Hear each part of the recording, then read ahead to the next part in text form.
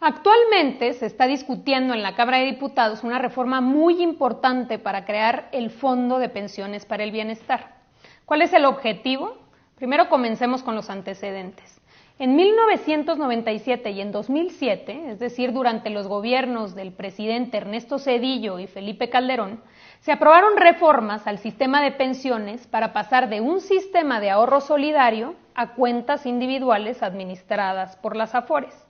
Si bien la promesa del momento fue la garantía de una pensión digna, la realidad es que impidió que el 75% de los trabajadores pudieran acceder a una pensión y quienes sí lograron jubilarse bajo este esquema están recibiendo en promedio 30% de su salario, cuando antes recibían el 90%. Es por eso que en 2020, a propuesta del presidente López Obrador, se aprobó una reforma que fundamentalmente cambió en tres cosas. Primero, se redujeron las semanas de cotización necesarias para poder acceder a una pensión de 1,250 a 750 con incrementos paulatinos hasta llegar a 1,000.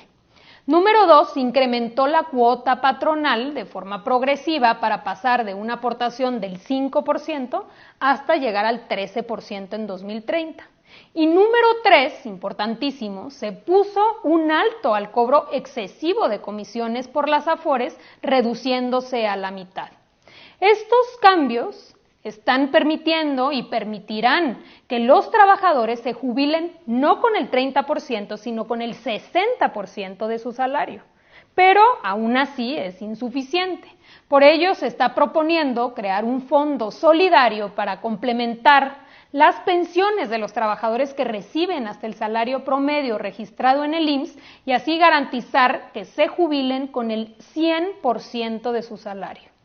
El Fondo de Pensiones para el Bienestar será administrado por el Banco de México y tendrá como fuente de financiamiento el 70% de los recursos que se obtengan por la incautación de bienes hoy administrados por el Instituto para devolverle al pueblo lo robado, el 25% de las utilidades provenientes de las empresas paraestatales operadas por SEMAR y SEDENA, como es el caso del Tren Maya, del Tren del Istmo de Tehuantepec, de Mexicana de Aviación, entre otras.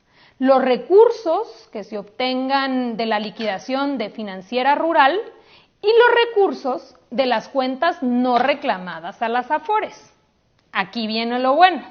Hoy amanecimos con primeras planas, artículos de opinión que infieren que el gobierno pretende quitarle el dinero a los trabajadores de sus cuentas de ahorro. Nada más falso.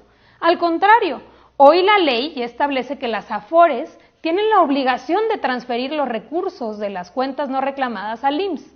Lo cierto es que no lo hacen y han interpretado esta norma como han querido para beneficiarse de los rendimientos. Para darnos una idea, de un monto cercano a 40,000 millones, únicamente han transferido cerca de 1,500 y para colmo, cobran comisiones.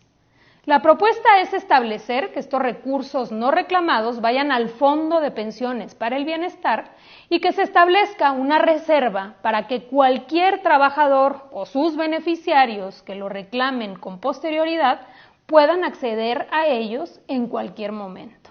Así que, en conclusión, no se tocan los recursos de los trabajadores, el derecho a reclamarlo es imprescriptible y, por supuesto, que número 3, hay un evidente interés de las AFORES en desinformar. Vamos a esperar la decisión del Congreso, pero ojalá se avance en revertir las reformas neoliberales de Zedillo y de Calderón que tanto daño han causado para garantizar una pensión digna para todas y todos los trabajadores de México. Les mando un abrazo.